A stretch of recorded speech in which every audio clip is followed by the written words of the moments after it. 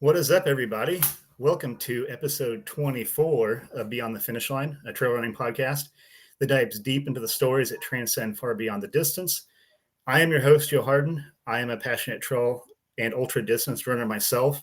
Um, whether you're an elite, a back of the pack grinder, or somewhere in between, this is your space to learn, grow, and get inspired. So let's lace up, let's lean in, let's go beyond the finish line with TJ Dailey. I'm really stoked to have him on today. I really because he's just like such a red. So what's up, TJ? Welcome to the show, man. Thanks, dude. I Yeah, thought a good thing very quickly. I know you do some intros, but Barkley just finished, and right. so I Oh thought man. that would be interesting to talk about. That we have no one even coming close to making it 5 laps this year. So Laz took it personally, didn't it? Yeah, like we're never having 5 finishers again. It was cool to see Jasmine finish last year. Like that was awesome, but I mean, he added I was Oh talking to man. somebody earlier today, and I'm like, all right, imagine this. Take it more extreme because it's hard to like figure out or understand how difficult the race is. I said, imagine if 70,000 feet is 13 miles.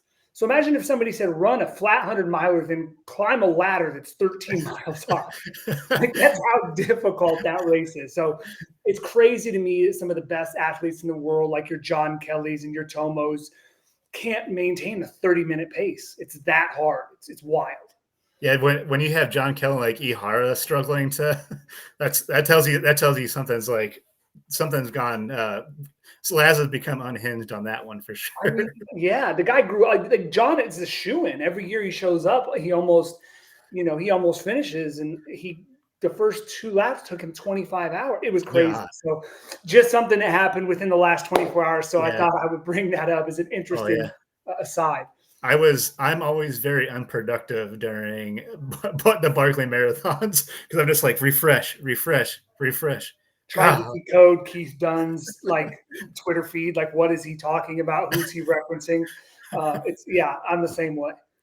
So this year it wasn't on. I got rid of Twitter, so I was like, well, I don't want to like download a whole nother thing. So I was like, I was having to like passively follow it through Amelia Boone's threads. So she was Oh like, wow. yeah. So and she wasn't going as hard in the paint with the posting this year. So like, understandably so. Like, I was just like, oh, when's she gonna post again? So I was like having to like dig into other people's updates, and man, I was really really wondering like after last year having 4 finishers, like if it was just gonna go off the rails this year, and it sounds like it really did. So Yeah, it's gonna be really cool to hear some of these stories after like the dust settles from all this. I'm like really stoked I to can't hear. wait. Man, I can't wait. I saw John Kelly on a TV show the other day, and I think they had interviewed him prior to it. But in the thumbnail, it looked like maybe post, and I was hoping for some juicy story on like how difficult it was and what was changed. But yeah, I'm looking forward to it as well, man. I Yeah. can't wait. Well, right on, man. So TJ, man, thank you for coming on. I've been wanting to have you on for a while. It's kind of cool to get someone that I know is super busy kind of pinned down for this. So I'm really stoked. It's been cool getting to know you over the past couple of years. So having this chance to kind of, unpack a little bit more of who you are and all, like, this is something I'm really looking forward to. So giving this chance, I would like to, for you to tell all of us, anybody listening, like, let's just start off with who is like TJ Dailey. Sure. I mean, at the highest level, I'm a father. I am a runner. I'm an event producer. I'm a passionate technologist, so that's my day job. I work in the technology sector, but yeah, really been passionate about something that I've realized lately is just I've been really passionate about making people happy, and so that's I used to produce nightlife events, believe it or not, as Okay. a gig in Seattle for about a decade. This is wildly different. You know, producing nightclub events and throwing parties in that for a decade. This is a much more my speed, and I enjoy seeing people smile either way. But I love seeing people accomplish amazing things that we get to see when we produce races like this. So I'm an endurance athlete as well. Probably 14 years now of serious endurance running. I really enjoy the variety that it offers. But yeah, that's me at a high level in a nutshell. There's a lot more to unpack there when it comes to the running side of things, but that's who I would characterize myself as. Right on, man. So the common thread here is running. So with us, I guess that's how we met. So maybe let's dig into that. Let's kind of unpack your running journey. How'd you get into it? Go as deep as you want, or just give me the rundown of that. It's really interesting. So I started running when I was young. I started running in middle school. I was not any good. We had a very small Catholic school. My 8th grade class had 12 people in it. And I was still not in the top 5 in the middle school cross country team at all times. But I happened to run with an individual and a family. So there was a family that kind of created the infrastructure for this cross country team and got to experience some really cool things. And I think a part of that's where I fell in love. So was on an AAU team that qualified for nationals. Again, no fault of my own. I was way at the back of the pack. I was giving a talk at one of the cross country. There's a local cross country team that I help coach, kids ranging from 6 years old to seniors in high school. And I was telling a story last year that at this national AAU meet, there were 200 kids and I finished 193rd. The family that put this on is the Bruns family. One of their oldest daughter ran D1 at Colorado. And then one of my best friends who still runs with the track club, he's out of Colorado now as well. He moved out there after school, didn't run in college, but is now one of the best masters athletes in the United States. And so it's been fun to stay inspired that way. After my freshman year in high school, I kind of took a break from running. And then got back into it in 2007. I ran my first marathon, and I was one of those one and done guys, right? Let's do something hard. Let's do something different. I ran in 07 and then hung it up, and then came back in 2012 because I think I was looking for some kind of an identity. I was looking for some kind of identity because I was the one of 3 boys in my family that didn't get any attention from our father when it came to sports. My youngest brother's a great golfer. My dad is an avid golfer. And then my younger brother's a great soccer player and a great basketball player. So I got a phone call from my youngest brother in early 2012 saying he wanted to run his first marathon. At that time, I've always struggled with weight. At that time, I was probably 260 pounds. My race weight now is 165, so almost 100 pounds difference. And I know that I saw a picture from you the other day from a St. Patrick's Day. Yeah. I've heard you talk about that. So I think you and I share similar stories in that regard. But started training with him. And once we finished the Monumental Marathon that year, I wanted something more. Again, so I took that and then some of these races I know you're familiar with. I did Monumental, and then that same year I ran the Huff, so my first 50K. Oh, okay, cool. They host that anymore, but ran that up in Albion. I think Christy mentioned that on her interview as well. So I've done that.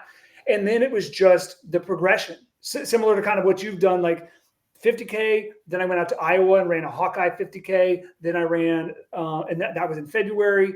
And then in March, I ran a 50K up in Chicago, that lakefront 50K they have up there. I think a 50 miler.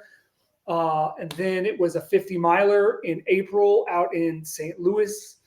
And then I did my first 100 that August. So I took it from a marathon in November of 2012 to my first 100 in August of 13, which was out in South Dakota.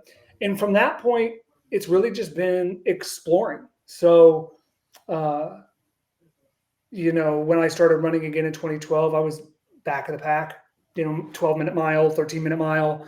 And I've just been surrounded by such a cool community that's given me the opportunity to explore different things, road racing on the speed side, multi-day races, trail races, running every road in certain cities, all those things. So quite a bit there from just exploring all running has to offer.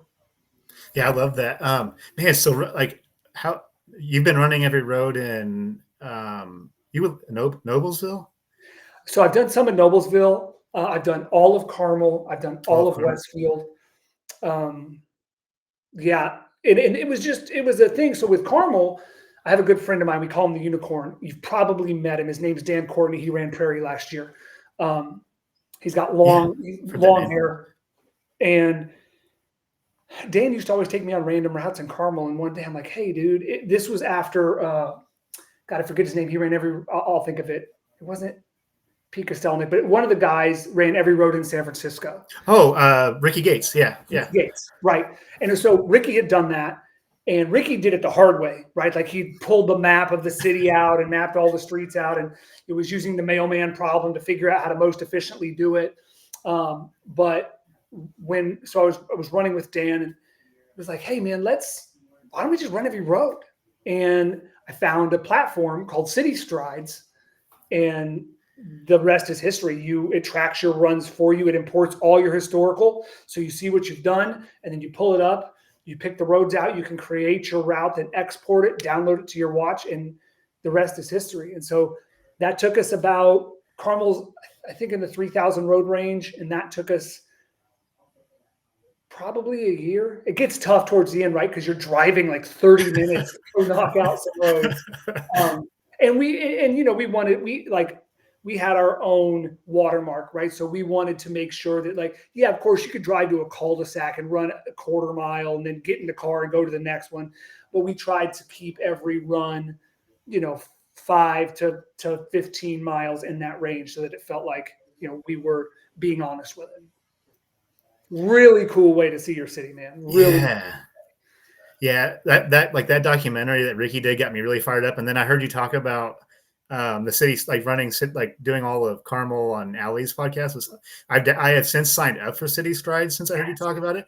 But I'm like, I just need to get out of my own way and just get it done. Cause I want to run every street. And I live in like a little, Lebanon's like a itty bitty little town, but still, I mean, I've lived there for a very long time, and I bet I would learn something new, a lot of new things just from doing something. That'd be kind of a cool way to like understand somewhere you've been your whole life, and you probably overlook stuff you normally would overlook. And I think that'd be kind of cool. That like it'd be such a cool way to experience like your normal surroundings from like a new lens. And I guess that's got me pretty stoked too to try that. But dude, you got it. Right. My brother, we grew up in Marion, right? So my middle brother did Marion, and he's been there. He's 43. He's been there for 43 years. And he said that, I've seen things, I've been down roads I've never been down. Nice. It was pretty wild. And it took him like a winter, maybe like 3 months or so to do that. But then there's the fun towns, like the really tiny towns that you can knock out in a day, in like a side of a 20 miler. So it's, once you get going, once you figure out how to work the system and get the directions imported, it's so much fun because your watch it'll just beep and tell you which way to turn, and you're good to go. Cool. Yeah. I just need to get it done. Oh, cool, man. So you mentioned something that you said a couple times is like, your running journey. I mean, I know you said you've been working with running with some fast people, and obviously like you're crushing it. Obviously, whenever we'll get into Meshingomesia in a bit, but like whenever I see you guys out, you guys are like known for being fast. Like that's what you guys do. But I want to talk about something that you just kind of said that struck me as you mentioned like in the early days of like your running journey, you were like in the back of the pack. Mm-hmm. So being that said, like, what do you think kept you coming back? Like, I mean, I know like what my why is. It's like, I won't ever podium, but I'm doing it for, a different number of reasons, but what keeps you like, what keeps pulling you back into running, and what's, it's become such a big part of your life. I guess I want to know that. Yeah, I think, that's changed over the years. It was competitive.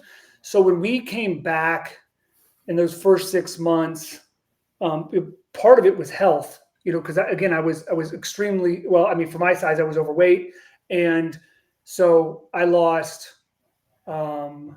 80 pounds in 6 months or something like that, just being strict. And I'm competitive with my younger brother.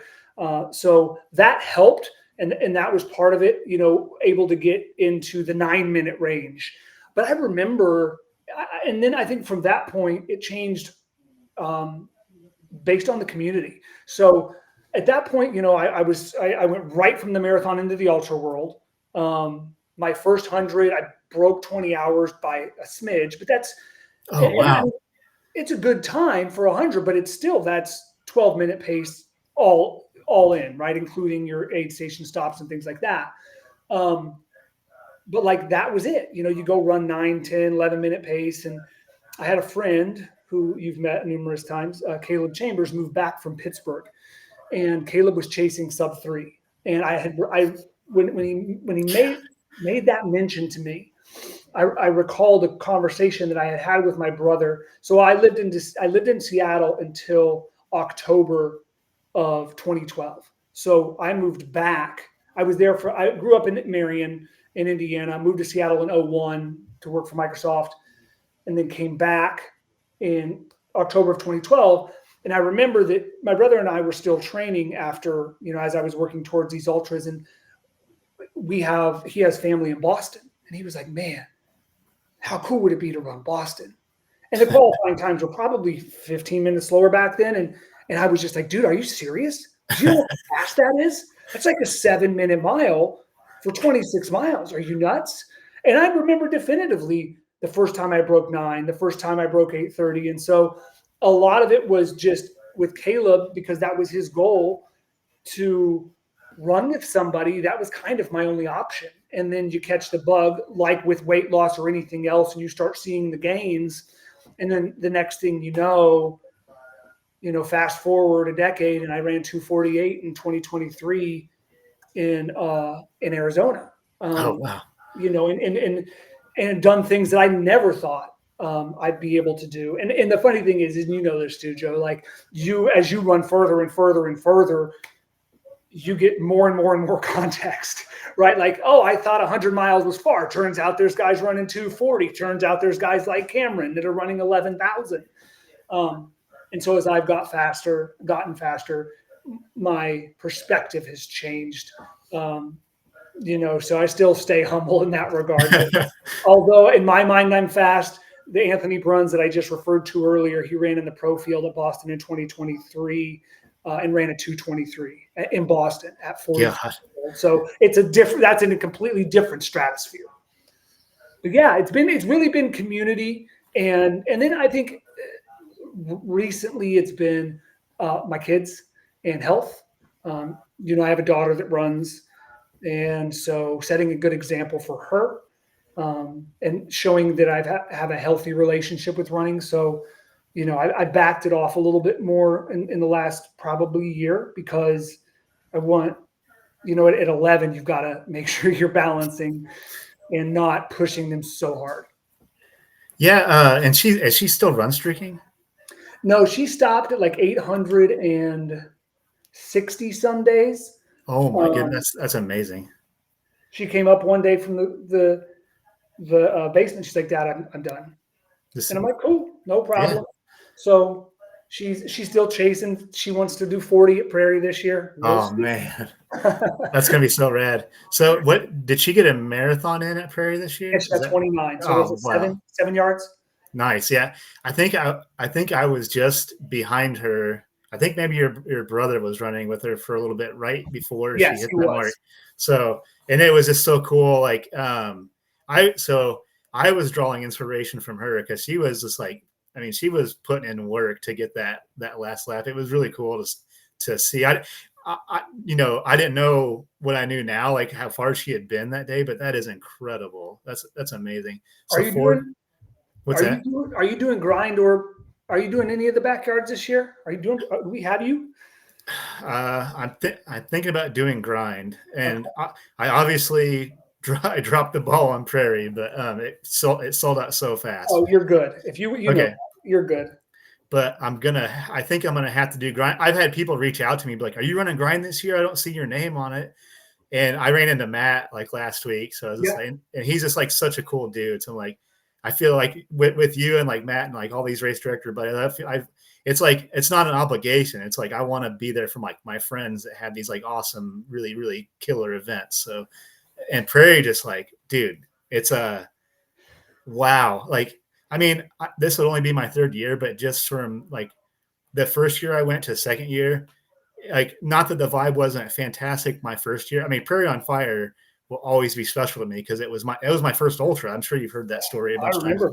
Yeah. So, but this year it was just electric, dude. It was like Cam's homecoming, and like it was just so cool. But yeah, I'm definitely gonna have to do some. I definitely have to do grind, and We'd love to have you at Prairie if you can make it work. I You're am like gonna a do. core part of that community. So I'm I'd love gonna. to I like I was afraid to reach out and be like, hey, I missed the sign up, and be like, I didn't want to be that guy. But my goal would be to do 100K. I want to see the night loop, so Yes. that would be my core goal. I want to, and if I can get there and I still feel okay. This year, man, I was like struggling with a foot thing, and I get I don't want to queue up any excuses for why that day didn't go the way I wanted to, but it was still awesome. Cool, man. Yeah, so I plan on doing grind. Sounds like I'll be Prairie. out there if you are. I told Matt and Brittany I'd come out this year and hang out. And Cool. I think John Faust is going to run that too. So Yeah, so John, this would be like it, man. It's like it's kind of like Prairie. It's just like its own little club, man. Like I still talk to people from Grind. I still talk to people from Prairie on Fire. It's like what I think there's something about a backyard that just it creates its own. It creates its own like orbit, right? It's like you still talk to yeah, these people after you run those things. So yeah, I'm stoked, man. It's cool you be at Grind. I'll definitely have to make sure I'm at Grind because yeah, I had people reach out to me like, I don't see your name on the signups, and it's like, all right, I'm gonna have to go. But there's yeah, rad, man. nothing like it. Nothing like, I mean, I remember seeing you at 8 Hour last year, and like that's a totally different type of pain. And you're not having a lot of fun conversations when it's 100 degrees and you're trying to bury yourself. Where at Prairie, it's a little bit more, it's tough and it gets exponentially harder as you go forward, but it provides a little more opportunity to get to know people. So we're excited. I can't believe it sold out 7 months in advance this year. It's amazing. We're so lucky to have that location and just like you said, the community that was there, it was electric because of the people. And so we're looking to add some new things this year. And then of course we've got FOMO in about 2 months. So we're looking forward to that too.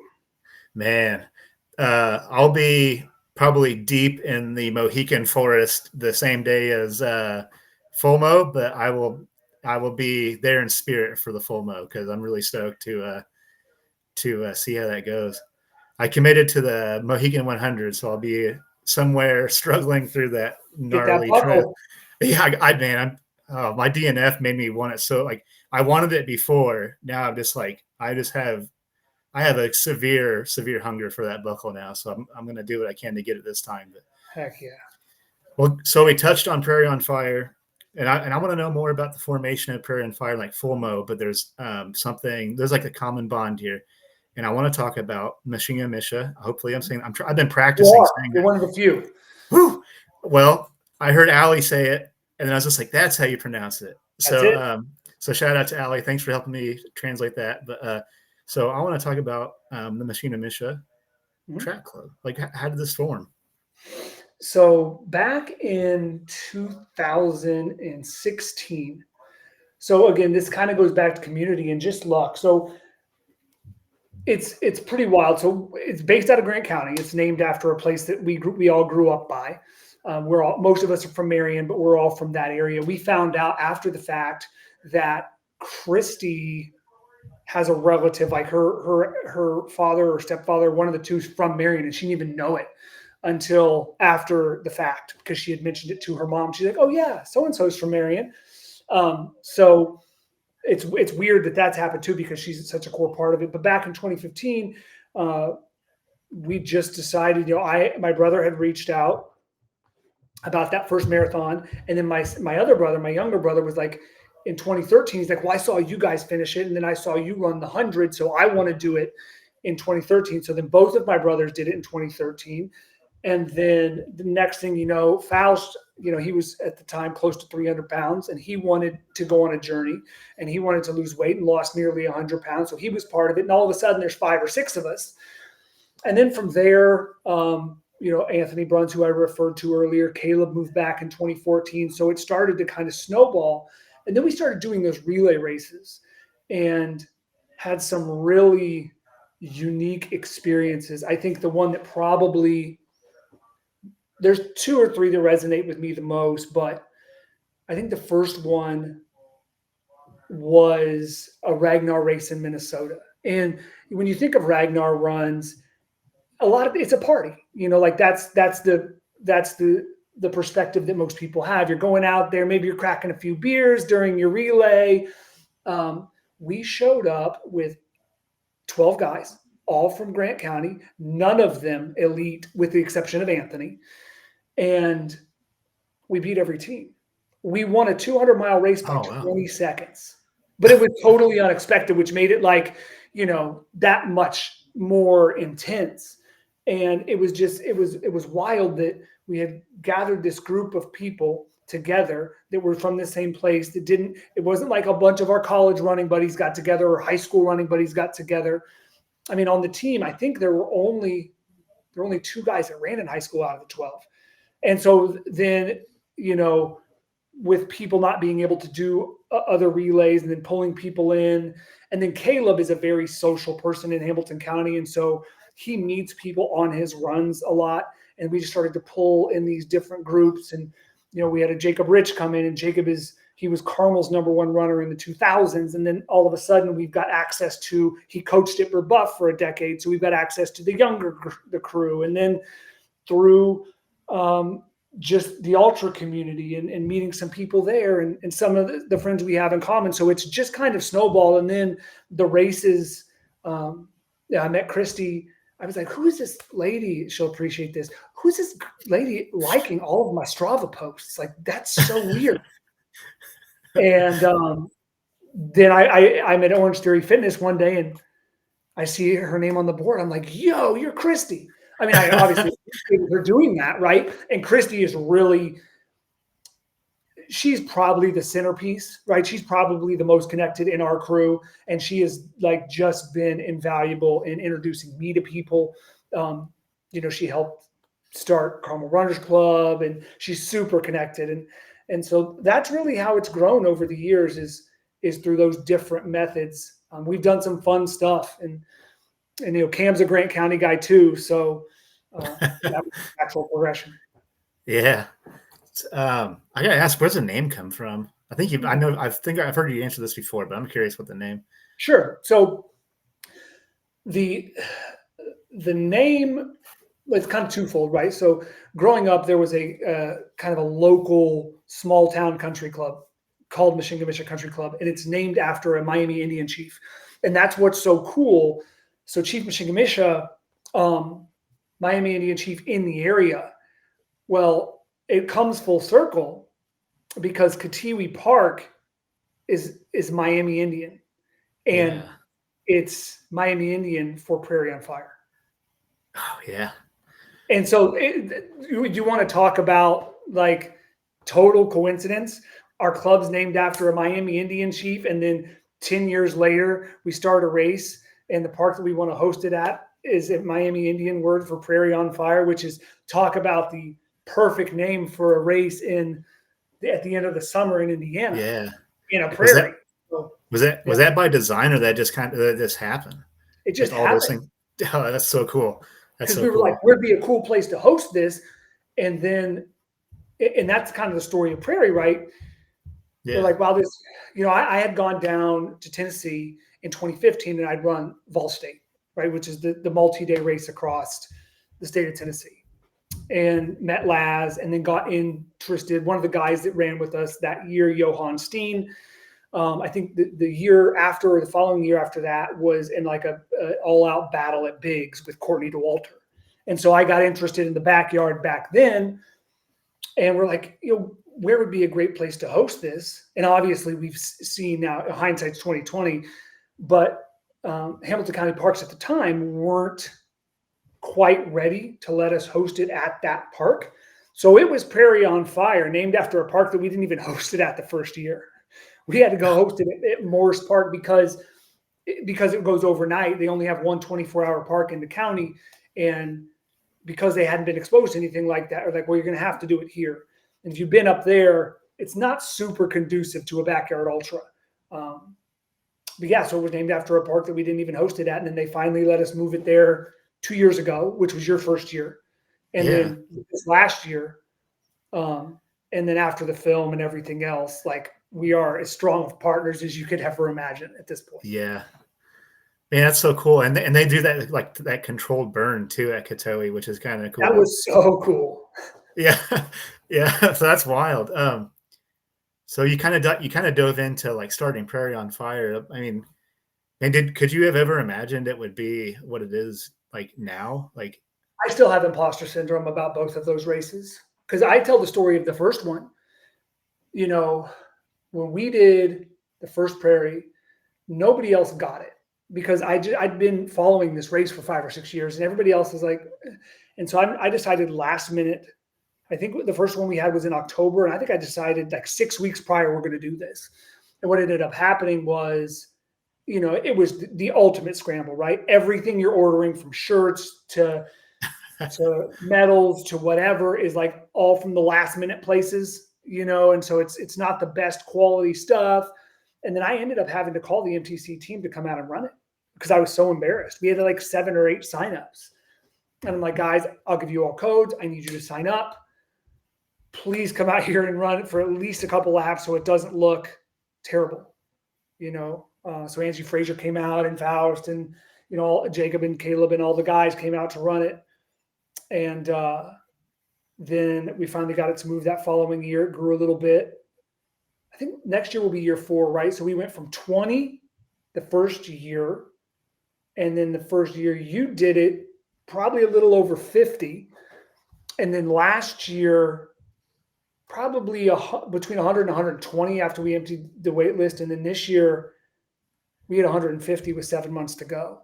So we want to let some other people in off the wait list, but we need to go out there and ensure that the campground can, you know, that it stays that same vibe, right? We don't want to turn this into, I mean, if we got to 200 ever, and we could, right? If we opened it up for 200, we could, but I want to keep that electric feeling. I don't want 500 people there. You know, it would just be too overwhelming. So, yeah, that's I the agree. story of Prairie. I could never imagine. Man. No, not in my wildest dreams. Yes, it's like it's such a special place too. Like I couldn't imagine like a better setting for like pushing your limits, and like even I like to. I mean, I've only been back like a few times. It's just like such a cool little park. But yeah, man, I'm stoked. It's been cool just being kind of young in the running world, seeing like the growth of it, and it's just rad. It's like you said, it's you've created something really, really unique. It's just it's unlike you know how backyards are, but it's just unlike any other experience. So I'm pretty stoked to see next year. Man, that's gonna be so cool. We've been really lucky, like to have John Kuhn capturing all that and releasing the film. God, You it was know, amazing. how great, right? And John Faust, they're making like that's a unique thing, cooking brisket. You know, it's and that becomes kind of one of our staples is smoked meats. You know, halfway through the race, so wild. Yeah, I heard people say I at least want to make it to the smoked meats. So it's like that's Right. become its own like benchmark. Is like I at least want to make it to the lap where the smoked meat comes out. It's like, oh, that's so rad. That's That's it. cool. Yeah. Rad. Okay. Well, so what? So okay. So MTC. You start Meshingomesia Track Club, Prairie on Fire. Then you have like the full mo. Like you have like the full mo. So like what? I guess let's pull it back a little bit. What made you want to even be a race director to like begin with? Like what made you want to take on? I mean, I'm still early in directing my first race, and I can already tell you there's like a lot of moving pieces, and I couldn't even imagine handling something. Love it, obviously, and I just want to know what made you even get into it like in the first place. What made you decide to take these things on? Yeah. I mean, I think it goes back to making people happy. And I think it goes back to your risk tolerance. You know, it's really, I think at times, and I can't wait for your 8-hour race. That's going to be so dope. Yeah. I think you know, it's tough to put yourself out there because Full Mo was kind of the same way.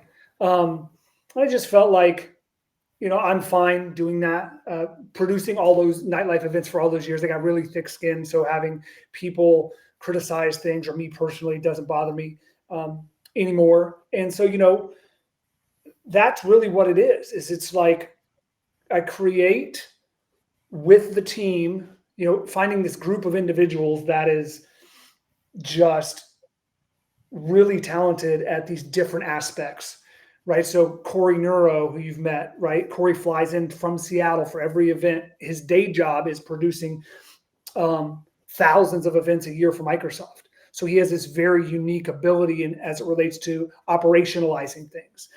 And we just have the right people involved. And then it's really, for me, trying to like juxtapose society, meaning that everything we see nowadays, I'll give you a good example is rock and roll marathons. When I first started, rock and roll marathons were it, man. They had bands playing and you got all this cool stuff. And now they give you as little as possible. I remember going to that Arizona rock and roll marathon and you had to fill your own swag bag. Like they just put a bunch of stuff out on tables and you'd walk through and, get packets of Element or whatever it was. And then you get this shirt and it's the worst shirt of all time. It feels like it's made out of cardboard. And so it's like, let's bring some value back in. And I don't mean to point fingers, right? But like you look at these 240-mile races, and you mentioned Matt earlier, like he had gone into $2,000 for a race, or $1,000 or $1,500 for a race. I get it to a point, but it's about putting something out there that allows people to achieve those goals and creating a value and creating a community and never, I think, and remaining humble too. So, I mean, that's what's really pushed me and exposing people. One of the big things as it relates to our races, and I think you found this out, is it's a stepping stone. I think people hear ultra a lot and they get intimidated because, even 50K, you think Jackson County 50K, which is a whole different ballgame. God, and so we put forth the races that, like, look, you've done a marathon, you can do this. It's net downhill. It's casual. People, like, they don't understand, right? You get it. You go to an ultra, you're not like running past the aid station, grabbing your water and slamming it and then continuing on. You're chilling for a second. You're refilling your bottles. You're getting whatever. So we want to just expose people to different things and give them the opportunity to see what's out there instead of being stuck in, road running world or whatever. Yeah. It's definitely a totally different vibe, isn't it? When the first time I ran a trail ultra Prairie, it's the same thing. Like, man, people are like chilling out and like hanging out, like, and like shooting the shit. And it's like you have like road races. They're just like, running by, like snagging a cup and like keep going. And so, yeah, it's a totally different world. Too serious. Road races are too serious. Christy will kill me for saying that because she's run like 1,000 marathons. But like, road races are way too serious at times. I have a lot of great friends that are amazing road runners, but I love the laid back vibe that, and I don't know how we got this lucky, like to have these different people around. Like there's nobody in the trail running community in Indiana that I've run into that's like got an ego or that's not willing to help other people. Like Josh, right? Josh is one of your good friends, super cool, super accommodating. Great person. We referenced Matt earlier. There's some new race producers coming up that I haven't met yet, but they're putting some really cool things on, like the Trailblazer guys. I think they're doing Knobstone in April, which is going to be brutal for whoever does it. You want to talk about a hard race? That could be baby Barkley right there. But I'm looking forward to seeing what they do. They've got some cool stuff. I'm aid station captaining mile 44 to Knobstone, and I cannot wait to be at that aid. I hike that a lot, and it's gnarly. I mean, I know you've been in that area, right? It's just like, it's brutal. That's going to be a race, but yeah, Well, I mean, and that's what people like that aren't from here or that aren't from the Midwest, they don't get. We don't have switchbacks. It might not be a 7,000 foot climb like you're going to get on a 14er in Colorado, but guess what? It's a 40% grade because it's straight up and down. And that's why nobody made it past lap 3 at Barkley, because, you're on your hands and knees for 6 hours of that 12.5-hour lap. Yeah, but you touched on Jackson County. I was like telling somebody that lives, somewhere not quite as flat about the 100K having a little over 10,000 feet of vert. I'm like, but here's the thing. There's not a single switchback at Jackson County. Like I was climbing up with my hands and knees on my last loop of that 100K. I didn't know it. I didn't know how bad it was down there. I've been down to Brown County and I've run Gnawbone. That race will forever live in infamy as the most buried I've ever been in a race. But that's maybe a story for later. But I'd never been to Jackson County, and then Luke Tormelin works at Athletic Annex and Jake Hostetler. We went down there for a altitude camp, if you will, like in November, and he took me to that park, and holy cow. I mean, I was just obliterated. I had no idea. It was me and Cam and a couple other guys. And I respect all of you that engaged. I mean, that's an awesome race and a great way to challenge yourself. Not for me. Yeah. Speaking of which, talking about race directors, Josh basically crewed me at Jackson County. So shout out to him for the race director crewing me at his own race. He was like taking care of me because I was like, after about mile 50, I was like, I don't know if I'm gonna go and do another loop of this. Like, I can't believe I have to do that one more time. So, got it done. Got it done. Well, cool, man.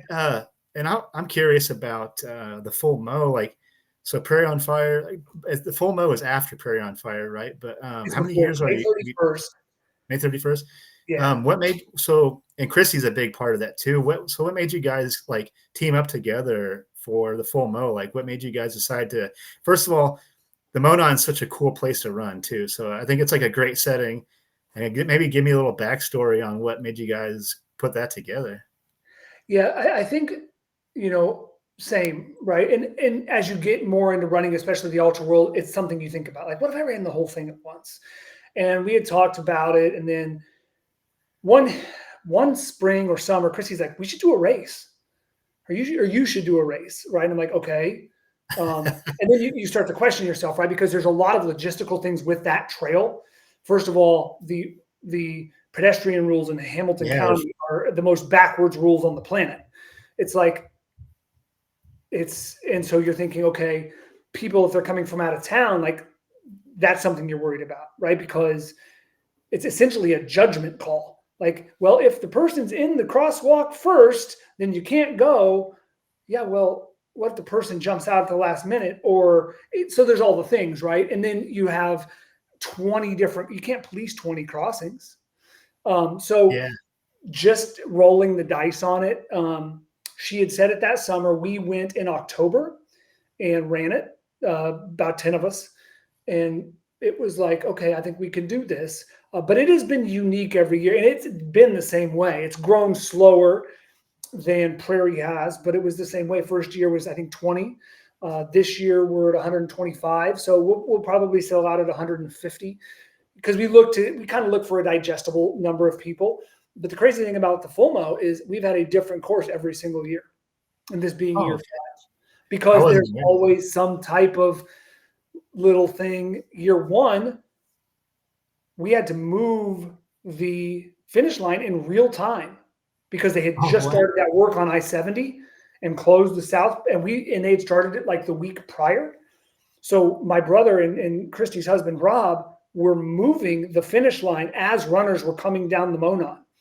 Holy smokes.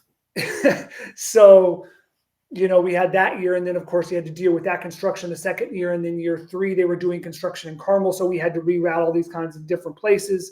And then they cleared some things up last year. And then this year we've added the Sheridan mile, right? So there's a new mile, northern mile in Sheridan. And There's some new things in the Monon world. We're looking at a full Mo South.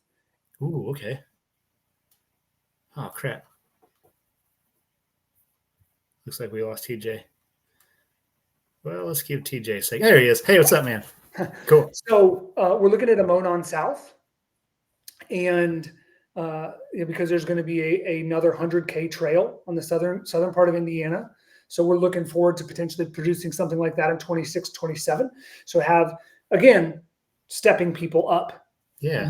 From the 50K to maybe a 50 miler, 100K, something like that. Yeah. And what I love about like the idea of like a full Mo is you're kind of bringing, and this is what I like about like Prairie or like Grind on the Grid too, is and this is something that I've noted, like, yeah, I'm like a trail runner at heart, but also like as I get deeper in like this community, I'm friends with road runners and long distance runners and faster runners. And I think that's what's cool about like something like the full Mo is you're kind of bringing like both of those worlds to like like you said, like a stepping stone. Like, and I mean, that was pivotal in my, in my distance journey was something like that. So I think that's kind of cool to like provide that for somebody. That's kind of what I'm going for my thing is I kind of want to like take down some barriers and like provide like a little space for people. And I'm saying that not to promote myself, but to tell you that I'm kind of like drawing inspiration from like events like that are kind of like you're giving someone like a platform to like push their boundaries, but you're not like presenting them with like this really scary obstacle either. Like Sure. That's what kept me from taking the leap. Right. I was like terrified of some of these bigger races. And then like, once you get your confidence, like once you kind of like sink your teeth into something like that, it's like, oh, like you said, it's perspective. You're kind of removing that away from, what you think you can accomplish. And I think that's just really rad, I guess, is what. Yeah. When is your race? What month is that? October 11th. Okay. I thought it was October. I might have to do that, Joe. Yeah. It's been a while since I've done anything myself in the ultra world. I don't think I've run any ultra races in probably 6 years. Well, you guys did you were relaying at the 8 hour, right? Yeah. One of the most painful experiences of all time. The 8 hour?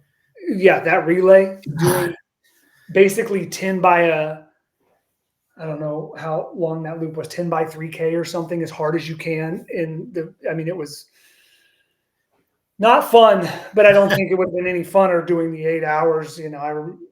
My like solo either, but yeah, 8 hours fun. We had our tents right there together. Yeah. That was cool.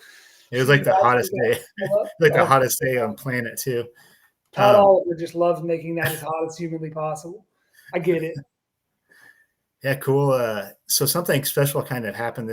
I'm always going to go back to Prairie because it was like such a cool experience. But something special happened this year that I kind of want you to talk about, and that was the Chasing 100 documentary. I would like to think that I'm probably about 20 views on that YouTube on that documentary because it's fantastic, dude. Yeah, run us through the doc. Like John just like knocked it out of the park. Like yeah, it's amazing. So shout out to John, and then just run us through. Well, I think what made you guys decide to like make Chasing 100 and just. I think we had this idea of capturing it. I think the first thing is you look at the media landscape today, and you're like, okay, well, where are races failing in that regard? And like, oh, well, let's potentially look at how we could capture this. And it was a really fun process because you kind of have to predetermine who you're going to focus on, because he can't get there and like be changing things all last minute. Yeah. And there were one or two people he had to shift on at the last minute, but it's like everything else. It just really worked out. We needed it. Those aren't, as a race director, those aren't really affordable things to do. It's luckily we have an MTC athlete that's sponsored by a brand, and Mount to Coast was open to producing that. We had looked at partnering on the Speed Project film, but it wasn't really enough brand centric for them to want to jump in and sponsor that. So this came up, and they're like, yeah, we'd love to do this. And there were some small requirements around Cameron, but they were almost, even though it was something that they wanted to see because he's their athlete, he was kind of a necessity, right? Because he tied it all together. Because everybody, like you said earlier, it was kind of his homecoming. So you'd either heard of him or you were already friends with him. And it was like, okay, here's this guy that everybody knows. And what a perfect centerpiece for Allen and Chris Galloway. And then the other thing was like, let's focus on people that have like completely, like you talked about roadrunners. That's all Chris has ever done. He's super fast. He's a super fast Masters roadrunner who runs 30 races a year. He's a race director too. He is Polar Bear. But, you know, you have him, and then you have Alan Arichello, who's the president of Fisher's Run Club, and that's kind of a completely different perspective. And then, of course, Jeff, and then Cam, and then my daughter, and then, you know, Jake, who is kind of another central figure, you know, working in the specialty store, kind of. So that was really, it was just all of these amazing things and amazing different perspectives coming together. And then, of course, John's ability to tell a story. And we're looking forward to doing it next year. I think one of the things we looked back on after we finished, and we're not going to do it every year because it's not really viable, but one of the things that we missed out this year that just coincidentally was covering like the amazing women we have there. And so this already next year's female field is like shaping up to be super, super strong. Nice. All right. And so we're going to focus on your Angela Kumars of the world, right? Like she went 80 plus, and your Sarah Farney's and your Tammy Morante's and Christie's going to be in there. And there are a few other, I don't know if Lindsay's going to be around, but there are a couple other people that are coming back, prior winners. And I'm just over the moon. Man, you got me like really fired up. I can't wait. That's gonna be so cool. Cool, man. All right. I don't want to take up too much of your time, but before we go, I want to ask you a couple of questions. Basically, I kind of want to ask if you had, you do a lot of cool things. So I just kind of want to ask, like, like maybe like a mantra, like something, like if you had to like leave someone with like closing advice, like what do you think that would be? Sure. Let me think. I do have to really quickly call out Gracie Bell and Jessica Nowak. Those are two other ones that are going to be at Prairie this year. I was trying to think of remember everybody's names, but they're going to be some killers. Gracie just had a baby. She was second to Cam a couple years ago, so I'm excited to have her back next year. But in terms of, I guess I have to say what I kind of tell my daughter. It's do it for you and find your path. I think a lot of times with running, you have people that are off of like Strava, off of running social media because it brings them too much anxiety or there's too much comparison there. And we've got people internal to the club that are very rigid in certain manners. They have 5, 6, 7-year running streaks, or they don't run on treadmills or whatever. And they're different approaches, but finding your own path, trails, roads, ultras, running every road, running multi-day events, running 8-hour events, doing backyards, like that's the thing I would encourage people to do instead of going and running the turkey trot once a year or running one marathon. If that isn't your thing, because as you and I know, I think you ran the Holiday Park thing the other day, like running a 5K is not fun. Like that's painful. It's just really intense for a shorter amount of time. And if you don't enjoy that, then there's definitely something out there for you. And so that's what I would encourage people to do is find your own pathway. Man, I'll tell you, like coming from like an ultra runner's perspective, that 5 mile, I had so much fun at that Holiday Park 5 mile. Oh, yeah? It was hard. I mean, because I told I'm supposed to be tapering for this weekend, but man, as soon as I like got to that start line, I just freaking sent it, man. I was just like, what a cool, like, who would have thought in the middle of Indianapolis there's like this beautiful 5 mile little course there. Like, I'm so glad that Allie put me on that course. That's really cool. I'll definitely go back to that. But are you ready for Rhode Island? Oh man, So coming back from Providence, we drove through some of what we'll be running. A lot of really cool, like we're going to be running by water for like 50 of these miles. So I'm really, really stoked for that. Like I'm nervous, but I mean, we got this. We're just going to have fun, man. We're going to use gas stations as aid stations, and we on meditation in the morning and all this cool stuff. So I'm super jazzed for that. But yeah, I'm ready. Gas stations, aid stations. Yeah, just be nerd clusters and Coke for me. That with Cameron up in Michigan. We had a couple gas station, aid stations when we were finishing his run up. So, that'll be so. I can't wait to just. Damn, we lost TJ again. Back. I'm back. Yeah, you're back, man. I can't wait to check social media for your updates. Like I'm so excited to see people do stuff like that. Like that's not, you don't have a lot of friends that knock states off the list. You know what I mean? So that's super cool.